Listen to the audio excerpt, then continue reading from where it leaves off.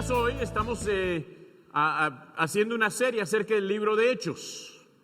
El libro de Hechos habla acerca de lo que ocurrió en la primera iglesia en sus primeros años. Hemos cubierto los primeros 3 capítulos y se ve el Espíritu Santo desarrollando una iglesia bella en ese primer siglo. Llegamos hoy al capítulo 4 y me conmueve mucho lo que ya se compartió en el servicio porque me quitaron los puntos y yo no les dije. Pero eso es muy lindo cuando ves el Espíritu Santo obrando en diferentes de nosotros. Reafirma aún más de que esto no es de hombres, esto es de Dios.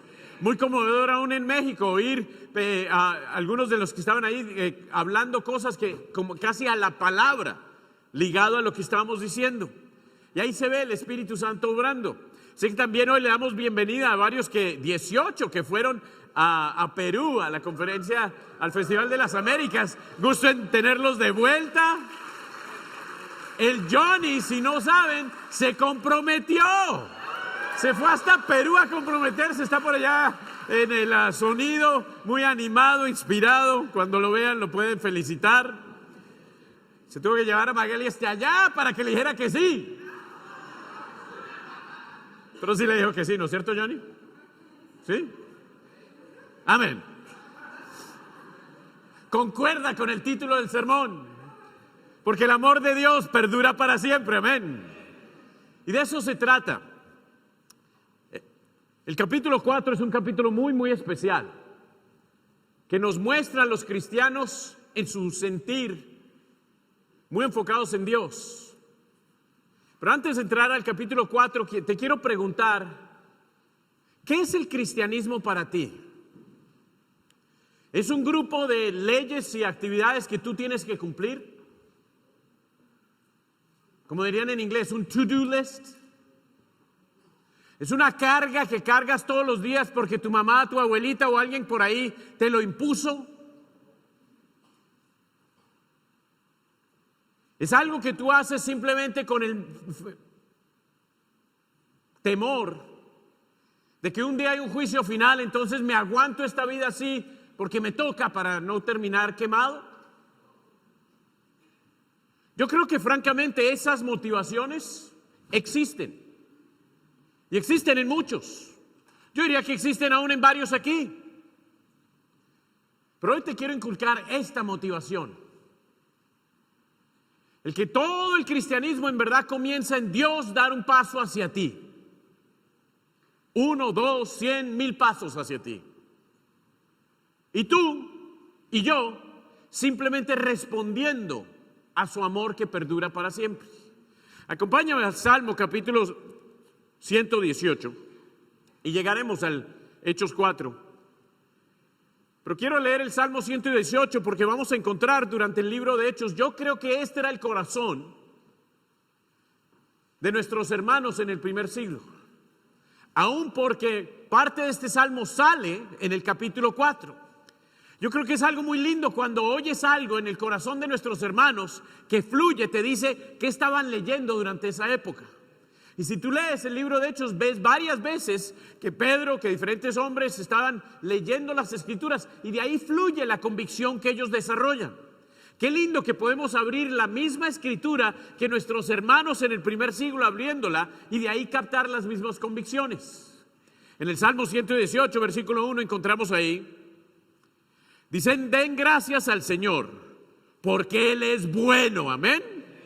Su gran amor perdura para siempre. Y si algo captas hoy, te animo que esta cancioncita te la pongas en tu corazón. Que proclame el pueblo de Israel, su gran amor perdura para siempre.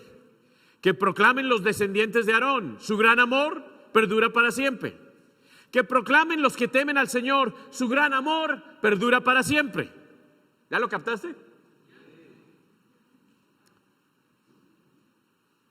Versículo 8 dice, es mejor refugiarse en el Señor que confiar en el hombre.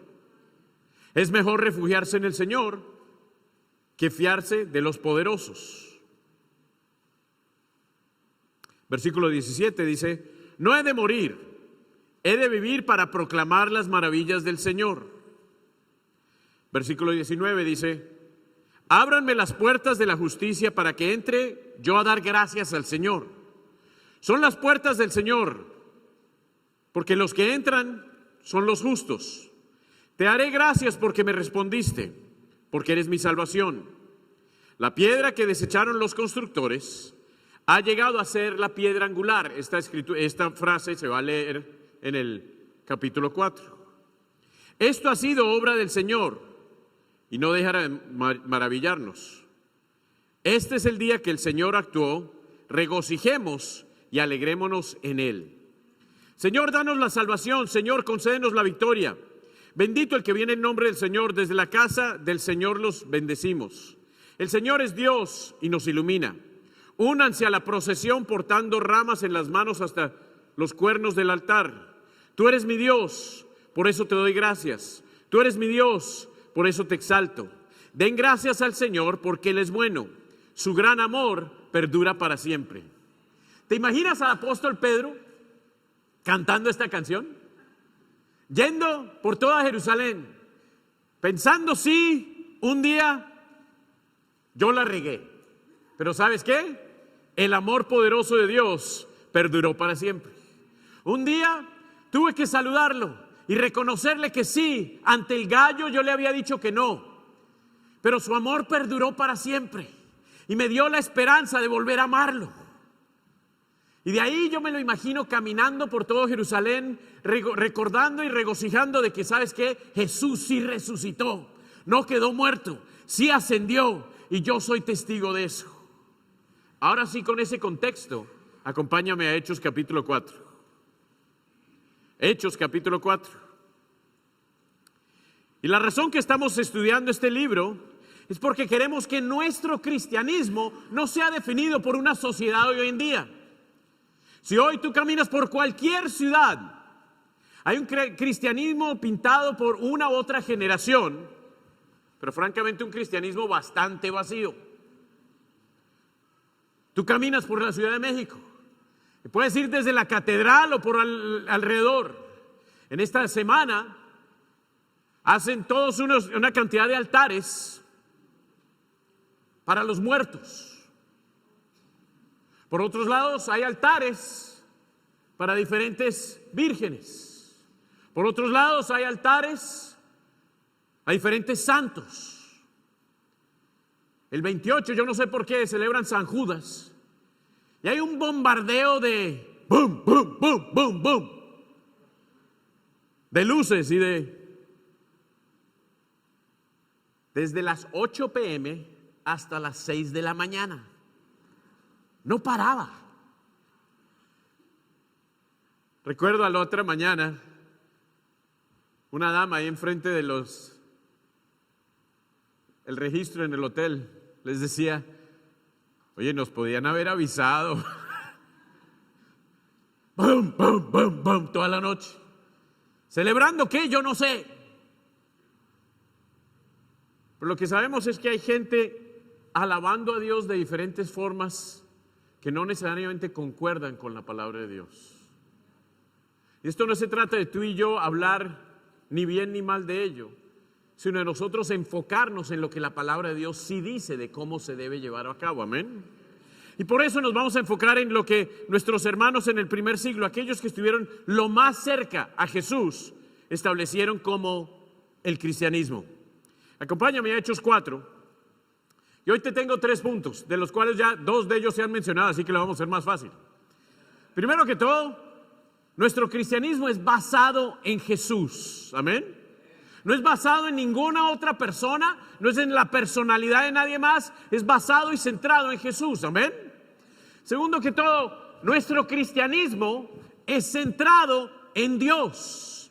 No se trata de que tú y yo seamos el centro de nuestra vida, se trata de que Dios tome ese lugar. Amén. Y finalmente el cristianismo viene impulsado por el Espíritu Santo. Yo creo que hay veces nos enfocamos en los primeros 2 e ignoramos el tercero, y por eso varios andan bien cansados en su cristianismo. Porque el cristianismo sí es centrado en Dios. El cristianismo es basado en Jesús. Pero la fuente y el poder de nuestro cristianismo es en el Espíritu Santo que está dentro de nosotros. Y vamos a verlo aquí en el libro de Hechos, capítulo 4. Versículo 1 dice, mientras Pedro y Juan le hablaban a la gente, se les presentaron los sacerdotes, el capitán de la guardia del templo y los saduceos. Estaban muy disgustados porque los apóstoles enseñaban a la gente y proclamaban la resurrección, que se había hecho evidente en el caso de Jesús. Prendieron a Pedro y a Juan, y como ya anochecía, los metieron en la cárcel hasta el día siguiente. Pero muchos que se oyeron el mensaje creyeron, y el número de estos llegaba a unos 5,000. La iglesia comenzó con 3,000 y ya ha llegado a 5,000, amén. Al día siguiente se reunieron en Jerusalén los gobernantes, los ancianos y los maestros de la ley. Allí estaban el sumo sacerdote Anás, Caifás, Juan, Alejandro y los otros miembros de la familia del sumo sacerdote. Hicieron que Pedro y Juan comparecieran ante ellos y comenzaron a interrogarlos. ¿Con qué poder o en nombre de quién hicieron ustedes esto? Pedro, lleno del Espíritu Santo, como compartió Gonzalo, le respondió: gobernantes y pueblo y ancianos, hoy se nos procesa por haber favorecido a un inválido y se nos pregunta cómo fue sanado. Sepan pues todos ustedes y todo el pueblo de Israel que este hombre está aquí delante de ustedes sano gracias al nombre de Jesucristo de Nazaret, crucificado por ustedes, pero resucitado por Dios. Jesucristo es la piedra que desecharon ustedes, los constructores, y que ha llegado a ser la piedra angular.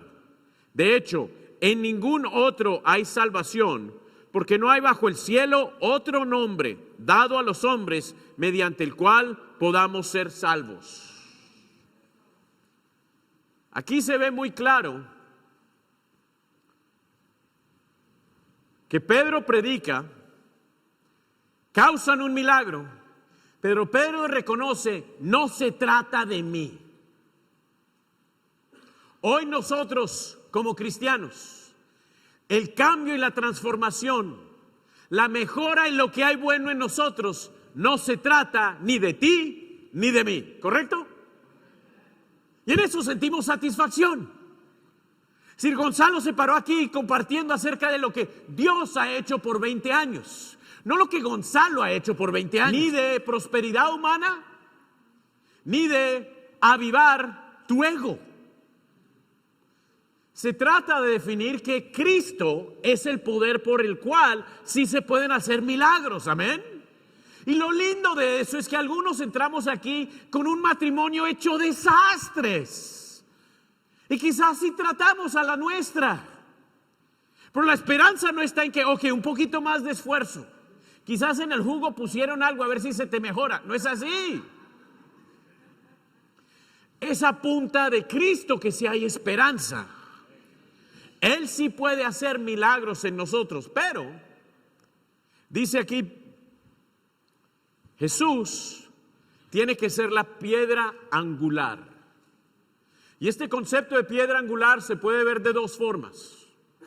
Uno es en forma arquitectónica, de que es la primera piedra sobre la cual se construye el resto del edificio, y que si no la pones bien, el resto del edificio se va a desmoronar. O la otra forma de verlo es que sea la piedra final, corona, que une a todo el edificio. De cualquiera de los dos lados, en verdad Jesús necesita hacer esas dos cosas. Solo cuando lo ponemos a Él como base céntrica, la piedra angular, y decimos: ok, el resto de mi vida va a estar construido basado en Él. Mi perspectiva de todo lo que voy a decidir va a ser con la perspectiva de qué opina Él. Voy a imitarlo a Él. Lo lindo de eso es que ya se descarta la opinión personal. Aún en un matrimonio, ya no es, bueno, ¿qué opinas tú? ¿Qué opino yo? Y como opinamos diferente, ahí nos quedamos. Lo lindo de establecer a Cristo como la piedra angular es: ya no es mi opinión, ya no es tu opinión, ya no es cómo eran tus papás, ya no era cómo tu familia, cuál es tu cultura, cuál es la mía. Es Cristo la piedra angular. Yo le agradezco a Dios. Mira, Kedo y yo venimos de dos culturas muy diferentes, de dos trasfondos muy diferentes. Crecimos en hogares muy diferentes. Pero la belleza de nuestro matrimonio no viene de punto de referencia de que, ¿cómo eran tus papás? ¿Cómo eran los míos? ¿Qué opinión? No. Al casarnos decidimos: el centro, la piedra angular de este matrimonio va a ser Cristo. ¿Por qué resolvemos conflictos diariamente? Porque un hombre terminó clavado en una cruz por culpa de mi pecado. Entonces ya no es, pero es que a mí no me gusta hacer eso. Es que mi forma de ser, nosotros nos guardamos una semanita, un mesecito y después sí quizás lo tratamos. No. Si Cristo me llama a resolver las cosas hoy, las resuelvo hoy. ¿Por qué? Porque Él es la piedra angular. ¿Me explico? Hoy en día te pregunto, ¿en verdad es Cristo la piedra angular de tu vida? ¿Se ve? ¿Él es la razón por la cual haces decisiones? Porque Él dice, la segunda cosa que dice acerca de Cristo en esto de ser la piedra angular, dice, versículo 8, de hecho, en ningún otro hay salvación. Si nos paramos con el apóstol Pedro, ¿qué tal, Pedro? Hay varias opciones de salvación. Hay diferentes formas de llegar a Dios. ¿Puede alguien que no cree en Jesucristo llegar a Dios? Pedro diría, no hay otra. Oye, Pedro, ¿nos podemos inventar a que no Jesús sino María sea el medio de salvación? Él diría, no. María misma diría, no. Quien quedó clavado fue mi hijo, no yo, dijo ella, ¿no es cierto? Oye, ¿será que los santitos de segundo rango son mi método de llegar a Dios? Entonces le hablo a ellos para que ellos le hablen a Jesús, para que Él le hable a Dios.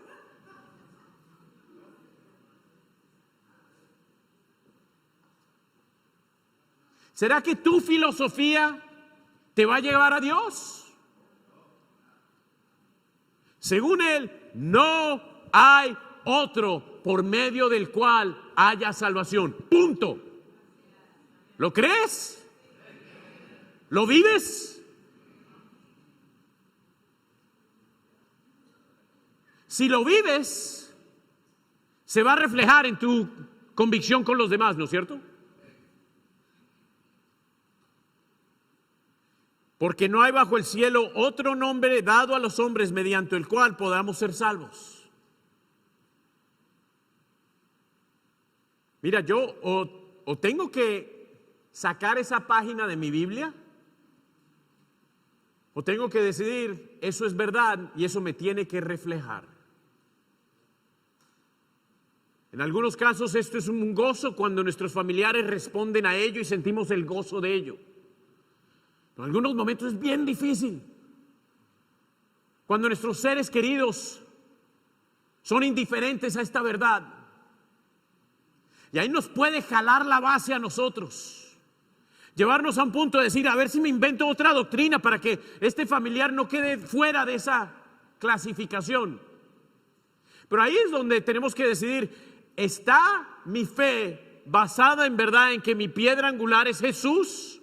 ¿O es mi piedra angular mis emociones?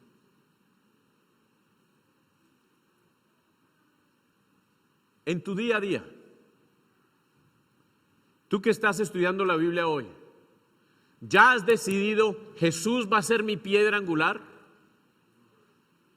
Porque lo lindo de cuando Jesús es la piedra angular, ya no se trata de personas. Ya no se trata de quién te está enseñando. Se trata de Jesús. Para los que caminamos con Dios ya por un tiempo, ya no se trata de quién te dijo qué. Ya no se trata de cómo te miraron. Ya no se trata de cuántas broncas has tenido aún aquí adentro. Porque si en verdad la piedra angular es Jesús, tú lo miras a Él y dices, ¿sabes qué? Él me quita todas las excusas. Si Él en la cruz dijo, Padre, perdónalos porque no saben lo que hacen, ¿quién soy yo para guardar amargura con otro? ¿Quién soy yo para andar distante de otro? ¿Cómo puedo decir que Él en verdad es mi piedra angular, pero yo andar así en mi cristianismo, así en mi matrimonio, así con mis relaciones? No, no hay tal. Si en verdad estoy basado en Cristo, voy a abrir el corazón y estar dispuesto a perdonar 1, 2 y 100 veces. ¿Estás tú en verdad basado en Cristo? Dice, ninguno hay otro, hay salvación. ¿Tú sabes por qué yo me fui de misionero hace 20 y tantos años? Porque en verdad lo creo. Si yo le echo agua a esa convicción y digo, no, está bien, con tal de que alguien dice que crea en Jesús, pues ya, está bien. Yo no me voy a México. A Guatemala en guerra civil, ¿para qué voy? Hay más que suficientes religiosos en Guatemala, ¿sí o no? Pero gente que en verdad enseña la verdad acerca del plan de salvación, de poner a Jesús como Señor, piedra principal, de establecer que la palabra de Dios dice que requiere arrepentimiento y bautismo para el perdón de los pecados y caminar como discípulo, muy poca hay de ellos. Y eso me conmueve al punto de que, ¿sabes qué? Hay que ir. Que no me puedo quedar yo con esto. Pero ahí es donde demostramos que en verdad es una piedra angular. Es cuando tú y yo salimos a pensar, otros necesitan esta verdad. No es simplemente mi piedra angular si simplemente yo vengo y voy de iglesia en iglesia o de vez en cuando. Eso no es una piedra angular. Si en verdad creo que el cáncer del ser humano se le puede sanar por medio de la sangre de Jesús e imitarlo a Él, tengo que ser aquel que provee esa esperanza a otros. Amén. Entonces el primer punto aquí, basado en Jesús. Su amor perdura para siempre, basado en Jesús. Su amor perdura para siempre, expresado por medio de Jesús. Segundo, y esta gráfica muchos la han visto, cada vez que yo hago un estudio bíblico la hago, y es centrado en Dios. El cristianismo comienza y termina centrado en Dios. La lucha más grande de aquellos que nos llamamos cristianos pero somos simplemente religiosos es que hay una lucha entre ponerme a mí en el centro y dejarle a Él el centro, ¿sí o no? Y esa sí es la lucha difícil. Dice versículo 13, los gobernantes, al ver la osadía con que hablaban Pedro y Juan, y al darse cuenta de que eran gente sin estudio ni preparación, quedaron asombrados y reconocieron que habían estado con Jesús. Es obvio cuando alguien sí tiene el Espíritu Santo, amén. Además, como vieron los que los acompañaban, el hombre que había sido sanado, no tenían nada que alegar. Así que les mandaron que se retiraran del consejo y se pusieron a deliberar entre sí. ¿Qué vamos a hacer con estos sujetos? Es un hecho que por medio de ellos ha ocurrido un milagro evidente. Todos los que viven en Jerusalén lo saben y no podemos negarlo. Pero para evitar que este asunto siga divulgándose entre la gente, vamos a amenazarlos para que no vuelvan a hablar de ese nombre a nadie. Wow. Los llamaron y les ordenaron terminantemente, que dejaran de hablar y enseñar acerca del nombre de Jesús. Pero Pedro y Juan le replicaron, ¿es justo delante de Dios obedecerlos a ustedes en vez de obedecerlo a Él? Júzguenlo ustedes mismos. Nosotros no podemos dejar de hablar de lo que hemos visto y oído. Interesante, ¿no? Están buscando cómo los callamos. ¿Qué hacemos?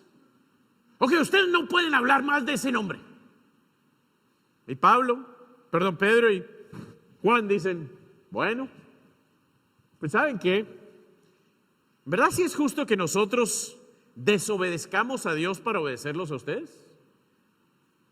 Entonces para ellos les quedaba muy claro el objetivo de su vida. Yo creo que Pedro dijo, esa ya la hice y yo no la vuelvo a hacer. Ese gallo no me va a cantar a mí ya nomás. De aquí en adelante, ¿sabes qué? Yo voy a obedecer a Dios, no importa enfrente de quién sea. El mismo que ante una sirvientita lo negó, ahora ante autoridades dice, me vale. ¿Sabes por qué? Porque ahora él sí ya está centrado en Dios. Ya ha decidido, yo vivo y muero para complacer a Dios. ¿Qué tal? ¿Qué te sacude a ti? ¿Quién te sacude a ti? Cuando vas a una reunión familiar, ahí se baja tu cristianismo. Porque tú sabes, A esto les gusta más bien es chupar. Entonces aquí no me quiero hacer el religioso. O tú sabes, este es el club de las chismosas. Y si yo pongo pari aquí, me van a decir que, ay, ¿tú quién te crees? O tú sabes, aún son mis hijos. Y es un caso que a veces son nuestros hijos los que más nos jalan. Y tendemos a ceder ahí porque, ay, es que no lo quiero maltratar, no quiero que se sienta mal. Y diluimos el centro de Dios. ¿Ante qué grupo se te va el centro? Quizás ni echémosle la culpa a nadie más. Es nosotros solitos. De que estamos tan centrados en nosotros que no hay cupo para Dios. Dios quiere tomar la posición de rey. Esa es la única posición propia para Dios. Pero si tú estás muy metido en ese puesto, no hay campo para Dios, ¿no es cierto? Y Él no dice 50-50. Bueno, ahí déjame al ladito, una esquinita. No, Él dice, la única forma que esto funciona, y lo dice desde Lucas Jesús, ¿no? Si quieres seguirme a mí, tienes que negarte a ti mismo, no hay opción. Y quizás dices, ¿por qué me la pintas tan seria, Javier? Porque te quiero pintar la verdad. Yo no te quiero plantear algo falso de que, bueno, poquito a poquito, tú suavecito le vas dando un pedacito a Dios y Él se va a sentir feliz. No, Él es Dios. Él merece el trono, Él merece el centro y la vida funciona cuando Él está en el centro. Cuando tú y yo andamos en el centro no funciona. Mira cualquier relación. Si un matrimonio dice, no, yo soy en el centro y el otro, no, yo soy en el centro. O está bien, yo te doy el centro a ti. Después de un rato, la esposa dice, oye, tú no la haces muy bien de Dios. O quizás lo mismo con los niños. Oye, niños, por mucho tiempo ustedes han sido el centro, el centro, el centro. Y creamos a los niños creyéndose el centro de la familia. Eso es un error. Porque le estamos creyendo que son pequeños dioses. Y un día se enfrentan al mundo. Oye, ¿por qué es que el mundo no me cree a mí el Dios? Y mi mamá me ha creado como yo soy el Dios. Hace todo para complacerme a mí. Deja sus valores cristianos por un lado porque me quiere complacer a mí. Mi papá igual. Eso no les hace bien. Solo cuando ponemos a Dios en el centro, entonces sí la relación funciona. Yo estoy convencido que mis 30 años de matrimonio funcionan por esto. Yo me creía el centro, te digo la verdad. A mis 16, 18, hasta los 20. Y mis amigos me lo decían. Bernardo Cáceres me lo dijo. Qué hombre tan orgulloso que eres. Pero gracias a poder salirme del centro, pude empezar a entender tanto a mi novia en ese entonces, a después mi esposa, pero también a los seres humanos. ¿Quién anda en tu centro? ¿En verdad está Dios en el centro? ¿O te chupa el egoísmo al punto de que no hay campo para Dios? Es triste ver hombres y mujeres de mucho talento que se les chupa el alma por estar ellos en el centro y no Dios. Pero lo lindo de esto es que el cristianismo en verdad agarra fuerza cuando empezamos a entender el Espíritu adentro de nosotros. Dice ahí, versículo 23. Al quedar libres, Pedro y Juan volvieron a los suyos y les relataron todo lo que habían dicho a los jefes de los sacerdotes y los ancianos. Para ahí un segundo. ¿A dónde fueron? A los suyos. ¿Quiénes son los tuyos? Cuando tú en verdad estás, después de haber tenido que luchar contra el mundo, ¿a dónde vas? ¿Dónde están los tuyos? ¿Hay tales tuyos? Donde tú sientes, este sí es mi familia espiritual, este sí es donde me siento en casa, esto sí es lo fuerte mío. Mira, el plan de Dios para su iglesia no era, la paz contigo, nos vemos y no nos conocemos. Eso no era el plan. El plan era que, igual a ellos se fueron y se volvieron a los suyos. Yo llegué hoy aquí y Eduardo me agarra y me dice, qué gusto verte, te he extrañado. Hilario me agarra y así siempre me agarra. Me levanta, me rompe un par de huesos. Pero ¿sabes qué sé? Estoy con los míos. ¿Tienes tú los tuyos? ¿O estás todavía en un ambiente que los discípulos, los cristianos, son ellos? Y tú estás fuera de ellos. Eso no es cosa de ritos o compromiso. Eso empieza con el corazón. Y tú lo sabes cuando sí, oh, esto es lo mío. Y aún puedes montarte un avión y ir a otra ciudad y reconoces rápidamente, estos son los míos. Y pueden pasar décadas de años y te reúnes otra vez con eso y dices, esto sí es los míos. Pero si no has estado viviendo ese tipo de relaciones, te invito, porque de eso se trata el cristianismo. Dice, cuando los oyeron, alzaron unánime esa voz en oración a Dios. Soberano Señor, creador del cielo y la tierra, del mar y todo lo que hay en ellos. Tú, por medio de tu Espíritu Santo, dijiste en los labios de nuestro padre David, nota, ellos reconocen que el Espíritu Santo es quien puso la palabra de Dios. ¿Por qué sublevan las naciones en vano? Conspiran los pueblos. Los reyes de la tierra se rebelan y los gobernantes se confabulan contra el Señor y contra su ungido. Y hablan acerca de Jesús ahí. Después dice versículo 29, ahora Señor, toma en cuenta sus amenazas y concede a tus siervos el proclamar la palabra sin temor alguno. Por eso, extiende tu mano para sanar y hacerles señales y prodigios mediante el nombre de tu santo siervo Jesús. Después de haber orado, tembló el lugar en que estaban reunidos. Todos fueron llenos del Espíritu Santo y proclamaban la palabra de Dios sin temor alguno. ¡Wow! Todos los creyentes eran de un solo sentir y pensar. Nadie consideraba suya ninguna de sus posesiones, sino que las compartían. Los apóstoles, a su vez, con gran poder, seguían dando testimonio de la resurrección del Señor Jesús. La gracia de Dios se derramaba abundantemente sobre todos ellos, pues no había ningún necesitado en la comunidad. Quienes poseían casas o terrenos los vendían, llevaban el dinero a las ventas y lo entregaban a los apóstoles para que se distribuyera a cada uno según su necesidad. José, un levita natural de Chipre, a quien los apóstoles llamaban Bernabé, que significa consolador, vendió un terreno que poseía, llevó el dinero y lo puso a disposición de los apóstoles. ¡Wow! ¿Qué le pasó a esta gente? Oraron.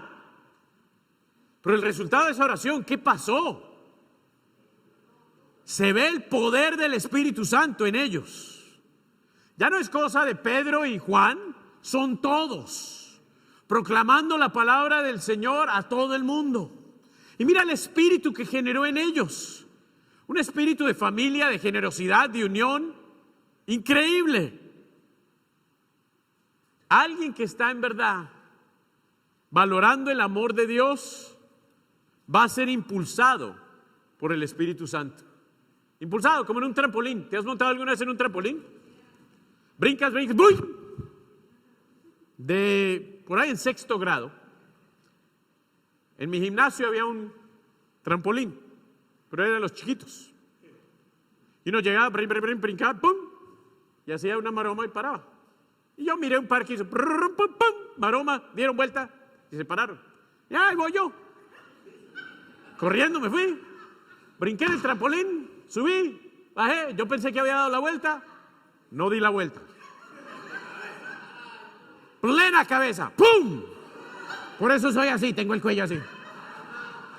Mis hijos dicen, papi, tú andas así. Pero lo que sí brinqué, sirvió el trampolín, no supe dar la vuelta. Si cuando uno se monta en un trampolín, ¿quién sabe qué va a pasar, no es cierto? Con nuestros hijos tuvimos trampolines, pero siempre compramos la malla alrededor, porque decías, no, aquí quién sabe qué va a pasar. De la misma forma el Espíritu Santo, si tú en verdad te dejas guiar por Él, vas a brincar. Y se va a ver quién sabe qué, pero va a ser de Dios. y va a ser poderoso. ¿Qué ocurrió en este siglo cuando se dejaron en verdad llevar por el Espíritu Santo? Miles llegaron a Dios. Miles fueron transformados. Y mira el espíritu que se veía en ellos. Esto es fuera de lugar. Todos los creyentes eran en un solo sentir y pensar. Nadie consideraba suya ninguna de sus posesiones, sino que las compartían. La gracia de Dios se derramaba abundantemente entre ellos, pues no había ningún necesitado en la comunidad. Quienes poseían casas o terrenos, las vendían y llevaban el dinero de las ventas y lo entregaban a los apóstoles para que se distribuyera a cada uno según su necesidad. ¡Wow! Eso es más que una limosna, ¿sí o no? Eso es un espíritu de que me invierto 100% en avanzar el reino de Dios, a donde sea.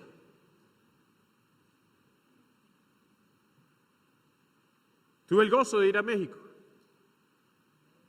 ¿Sabes por qué? Porque se ha impulsado hace décadas en discípulos aquí en Boston el amor a Dios que se comparte en otras naciones. Y por medio de una ofrenda especial hace 29 años, fomentó el comienzo de que hoy en México haya una iglesia de 3,800 en la Ciudad de México, que haya 20 iglesias alrededor de México. ¿Por qué? Porque alguien fue impulsado así. Y como resultado de ese impulso, se multiplique. Es poderoso ver una iglesia de 3,000 y tantos. Oren porque en febrero queremos poder tener un evento allá con todos los 3,000. Y va a ser increíble. Pero ¿sabes qué? La ciudad tiene más de 22 millones. Entonces esos 3,000 y tantos se queda chiquito para lo que hay que hacer. En Madrid llegará quizás a 100 el año que viene. Pero 100 para los millones que hay en España, le queda chiquito. En París hemos crecido de 80 a 120. Pero para los millones de París le queda chiquito. Entonces yo sí quiero aquí que pongamos, primero que todo, en nosotros la convicción aseguremos que nosotros estamos impulsando esto aquí en Boston, amén. Porque quieraslo o no, iglesias alrededor del mundo miran a la iglesia en Boston como ejemplo, con la visión de cómo es madurar en la fe. Y que sea con un espíritu que se continúe impulsando, amén. En lo que va de la ofrenda especial, la meta es que quizás podamos llegar a 1 millón aquí en Boston, de poder dar este año. Pero francamente en la región hemos estado bastante cortos de lo que hemos dado en el pasado. Llevamos 58,000 con una meta de más de 78,000. Yo te quiero poner en el corazón el que sí pienses, oye, yo quiero impulsar a que el evangelismo llegue a todas las naciones. La semana que viene vamos a tener un par de ofrendas. Va a ser un día de dar. Te lo quiero poner bien clarito. Un día de dar. De dar en que nuestra ofrenda semanal, si no la has dado, decida, ¿sabes qué? Voy a cumplir con lo que Dios me pidió. Oíste hoy el ejemplo de nuestro hermano, amén. Y qué conmovedor que su esposa le diga, ahí te va, ¿no es cierto? Segundo, va a ser un día de dar, en términos de nuestros programas de Hope. La iglesia coparticipa con Hope Worldwide en poder ayudar a la benevolencia, a las necesidades de personas alrededor del mundo. Y una vez al año nosotros participamos en dar para que esa organización pueda multiplicarse alrededor del mundo. Pero también tercero, te quiero pedir que evalúes lo que has dado en tu ofrenda especial ya al año. Y si tú sabes que, mira, yo puedo hacer más, te quiero pedir que des ese paso. Que si no has dado lo que querías dar, que definas cómo lo vas a dar, ya sea de que lo das la semana que viene o que das un cheque postdatado hasta antes de fin del año, pero sí con la convicción de hagamos nuestra parte para que se pueda impulsar alrededor del mundo. Amén. Eso con respecto al Espíritu. Ahora estamos cubriendo la clase del Espíritu Santo. te quiero pedir que en verdad busques cómo continuar a ser impulsado por el Espíritu. Porque el Espíritu nos quiere guiar a cada uno en muchas formas. Su amor que perdure por medio de su Espíritu en nosotros. Te quiero sí llamar a otra vez evaluar. ¿Estoy en verdad centrado en Dios? ¿Es mi cristianismo uno por mi centro de mi amor a Dios y valorar el amor de Él? Y si no, que sí, esta semana te dediques el tiempo, le des el valor a Él, a decir, Dios, yo quiero en verdad estar centrado en ti, y pon a un lado el egoísmo mío que frena de que tú seas el centro de mi vida. Y tercero, sí que te quiero pedir que evalúes si en verdad tú estás basado en Jesús. Esto en particular para aquellos que están estudiando la Biblia, o si has venido por primera vez y no has estudiado la Biblia. Nos dice Hechos 4 que no hay otra persona en la cual podemos encontrar salvación, que solo es por medio de la vida, muerte, resurrección de Jesús y nosotros unirnos a ella que podemos eternamente obtener salvación. Entonces te animo que sí, bajes la guardia de desconfianza, bajes la guardia de freno y busques esta semana con ganas para poder sí pronto tú también centrarte en que Jesús es tu salvación. Hoy puedo ver a mi hermano Pedro, que solo lo puedo llamar ahora hermano porque la última vez que lo vi todavía no se había bautizado. Le vi el video, pero qué gozo que hoy él puede mirarme a mí y yo saber, él está basado en Jesús, él está centrado en Dios, él puede estar inspirado por el Espíritu Santo y ahí tanto él como su familia puede obtener esperanza por la guía que él puede obtener. Es con ese mismo espíritu que te animo a ti a hacer tus decisiones. Ora conmigo. Padre, gracias. Gracias porque sí, tu amor perdura por siempre. Perdona cuántas veces nos desviamos de ello. Gracias que nos lo expresas por medio de la vida de Jesús, por medio de su muerte y resurrección. Y queremos nosotros sí basar nuestra vida en Él. Que Él sea la piedra angular de nuestra vida. Gracias, Padre, por tú ser el centro y en ti poder encontrar confianza, poder quitar toda la desconfianza, la cautela de nuestra vida y saber que contigo la vida sí tiene sentido. Y gracias por tú poner tu espíritu adentro de nosotros para guiarnos y fortalecernos en la caminata de esta vida. Padre, utiliza nuestra vida. Gracias por cada uno presente. Ayúdanos a hacer las decisiones que tú nos estás moviendo a hacer. En nombre de Jesús venimos ante ti. Amén. Terminemos con una alabanza.